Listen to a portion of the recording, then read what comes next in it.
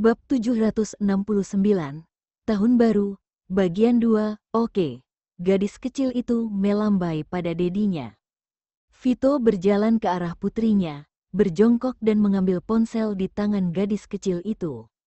Waduh, ketika Vito mengambil ponselnya dan melihat layar ponsel, dia tidak bisa menahan diri untuk tidak berteriak karena kaget. Si bodoh kecil ini menyalakan kamera dan siaran langsung di akun Instagram Albert. Ada apa? Apa yang terjadi? Albert berjalan mendekat dan bertanya. Vito tidak langsung menjawab pertanyaannya. Dia melirik ke arah kamera siaran langsung dan ingat bahwa dia baru saja berteriak di depan para fans. Vito berdeham dan menjelaskan dengan tenang. Aku baru saja mau bilang, kalau aku lagi masak, jadi sampai jumpa. Setelah mengatakan itu, Vito mematikan siaran langsungnya. Dia memainkan ponselmu, membuka akun Instagram kamu dan menyalakan siaran langsung. Baru saat itulah Vito menjawab pertanyaan Albert. Albert, dia tidak tahu harus berkata apa.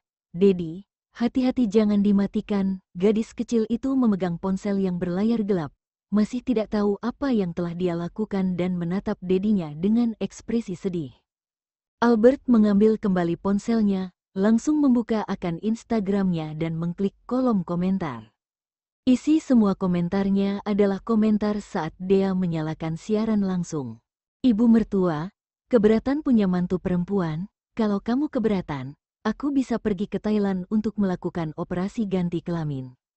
Komentar di atas, aku mau bertarung denganmu.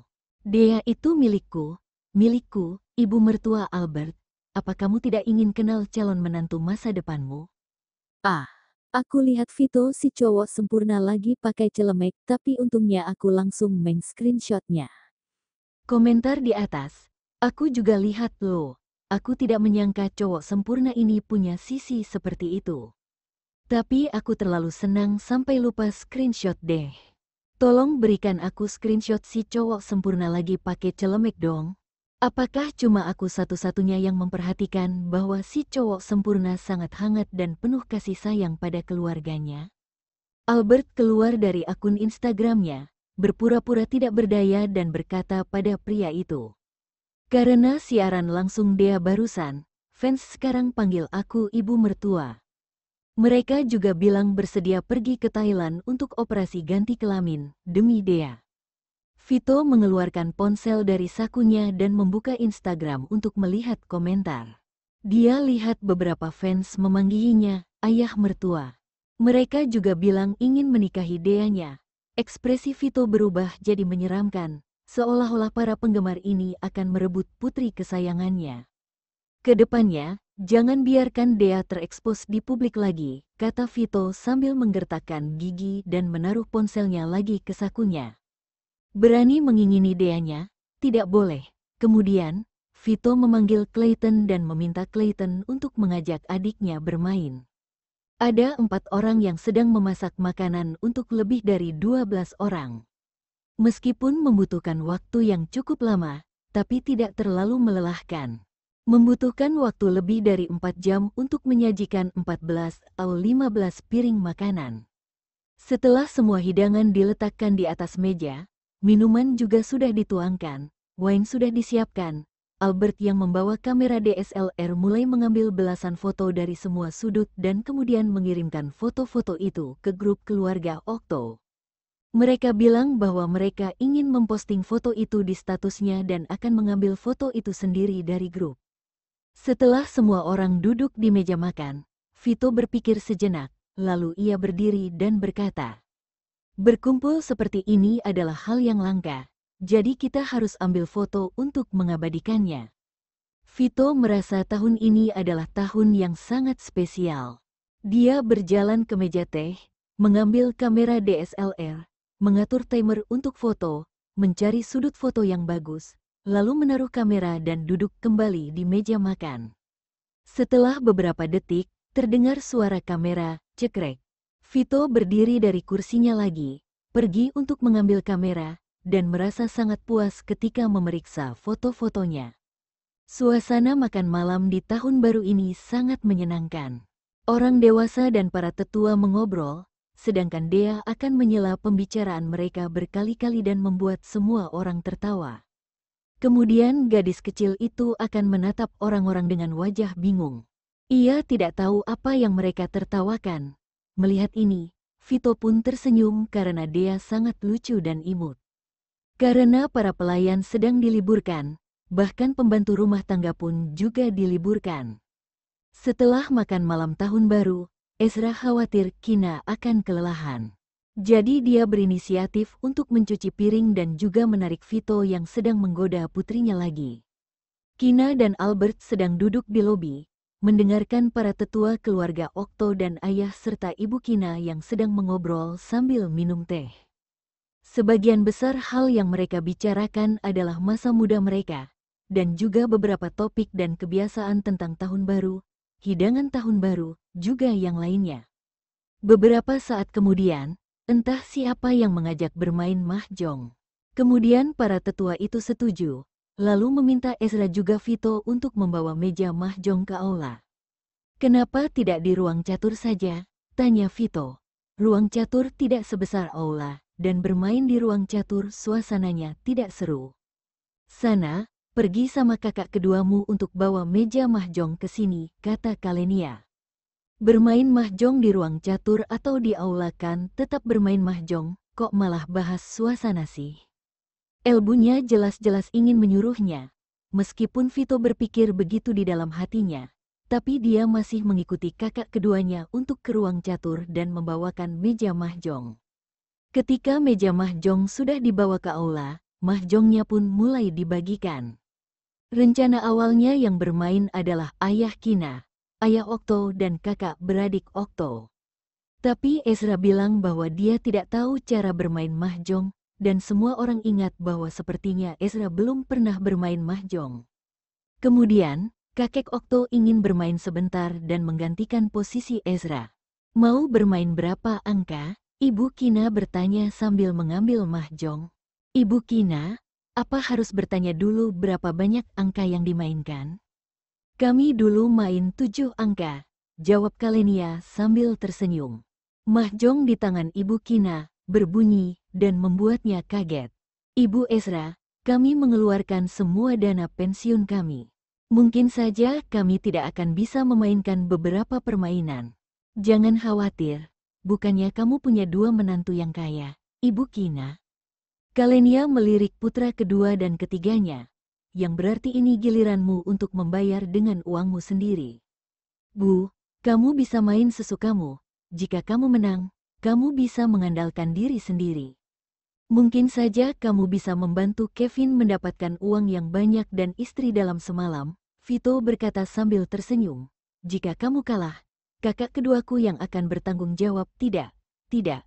Kalau tidak punya modal, tidak bisa mengalahkannya." Ibu Kina langsung menggeleng dan menolak.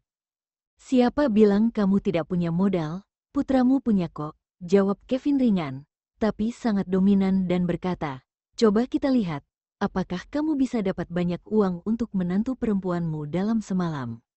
Ibu Kina kaget dan menatap Kevin dengan mata terbelalak. Setelah beberapa saat, dia pulih dari keterkejutannya.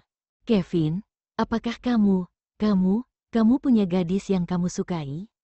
tanya Ibu Kina sambil menahan kegembiraannya dan bersemangat. "Tidak ada." Kevin berhenti sejenak.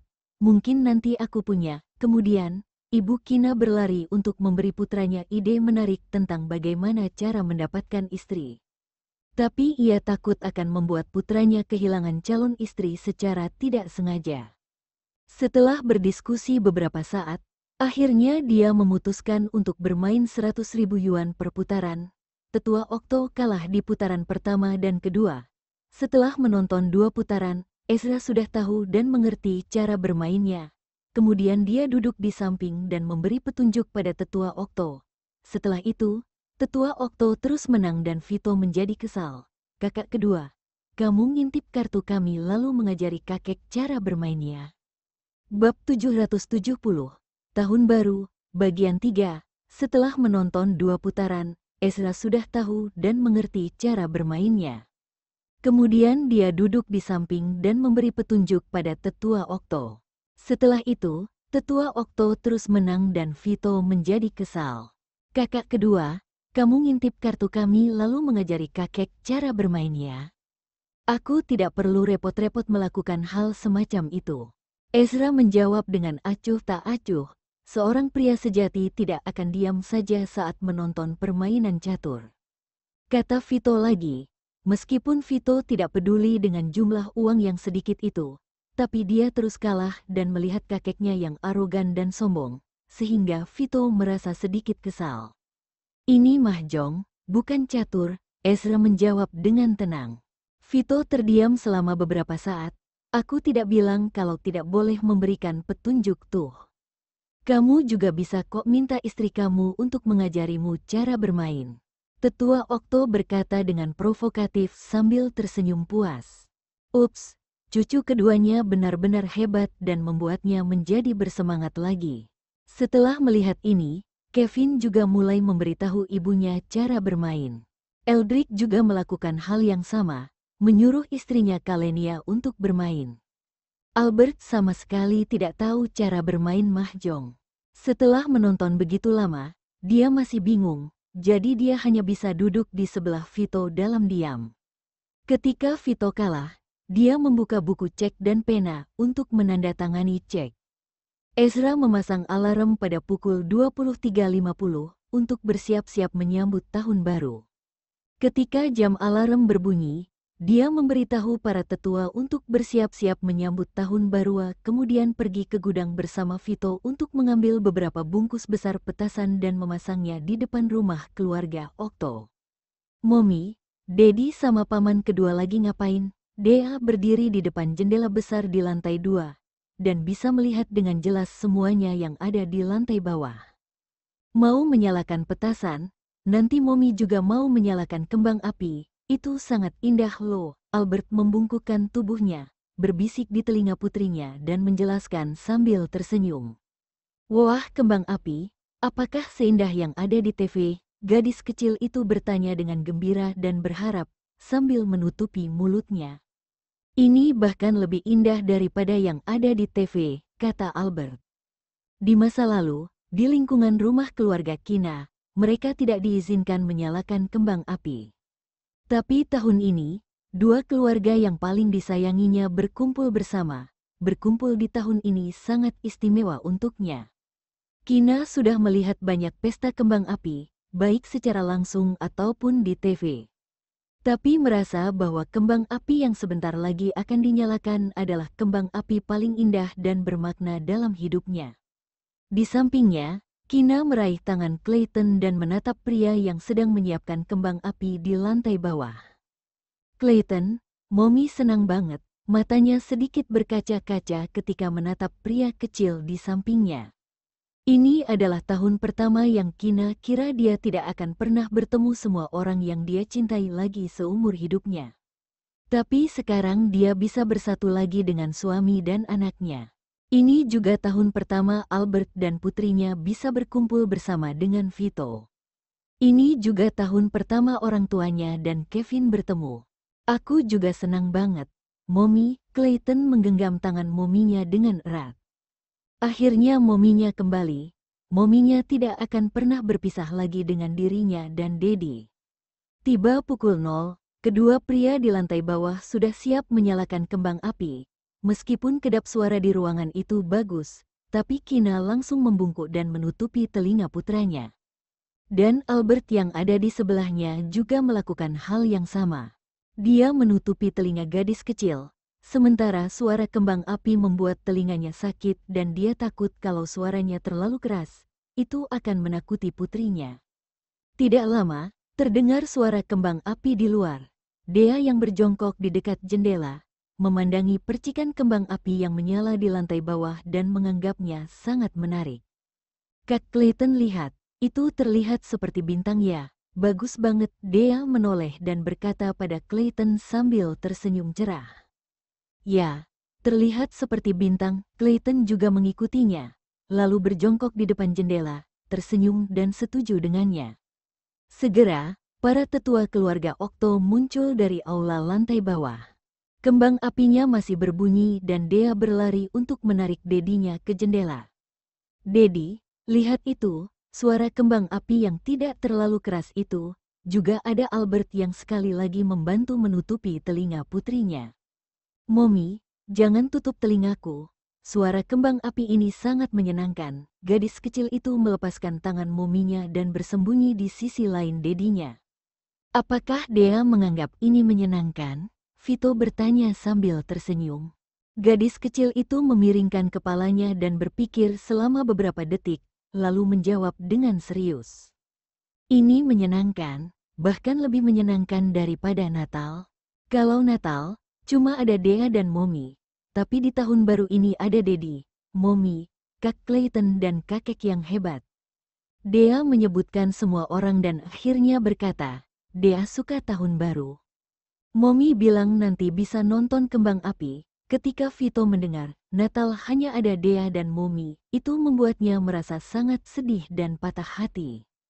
Vito memeluk gadis kecilnya dan mengusap pipinya. "Kalau gitu, mulai sekarang kita akan merayakan tahun baru, bukan Natal ya, oke?" Dea mencium pipi dedinya, lalu mendekatkan diri dan mencium pipi mominya juga. Ada banyak kembang api dan mungkin akan berhenti setelah beberapa menit. Kembang api diletakkan di tempat parkir yang ada di tempat terbuka dan aman. Dan terlebih dahulu sudah meminta tim yang menyalakan kembang api untuk merencanakannya.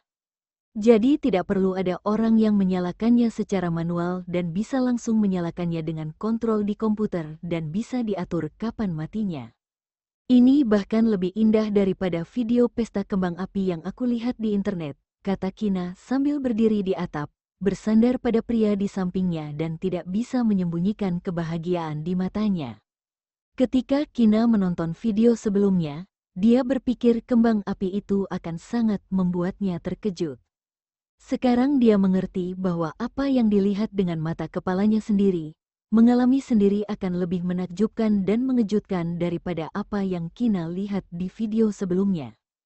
"Kalau gitu kita akan lihat yang lebih indah lagi tahun depan," kata Ezra sambil tersenyum tipis. Kina memandangnya dan kemudian berkata dengan romantis, "Sebenarnya, aku tidak peduli seberapa indah kembang api itu.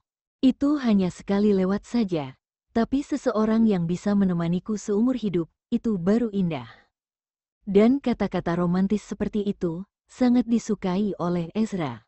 Ezra menaruh telapak tangan besarnya di pinggang Kina yang sedikit menenang. Untuk sesaat dia tidak tahu harus berkata apa. Lalu Ezra menundukkan kepalanya dan mencium bibir Kina.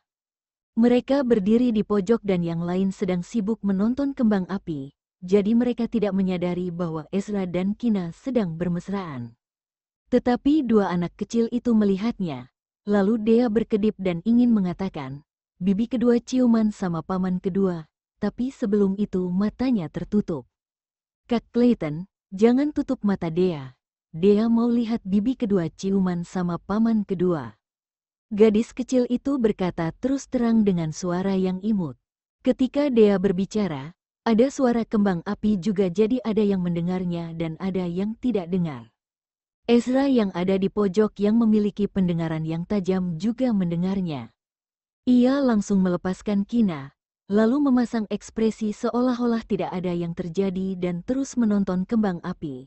Di sisi lain, Kina sedikit bingung dan berpikir bahwa ciuman tadi hanyalah halusinasinya. Itu, tadi Dea melihatnya. Ezra menjelaskan dengan suara pelan di telinganya. Pipi Kina langsung memerah setelah mendengarnya dan rasanya dia ingin bersembunyi. Kina memukul pria di sebelahnya dan berbisik, "Ini semua salahmu sih."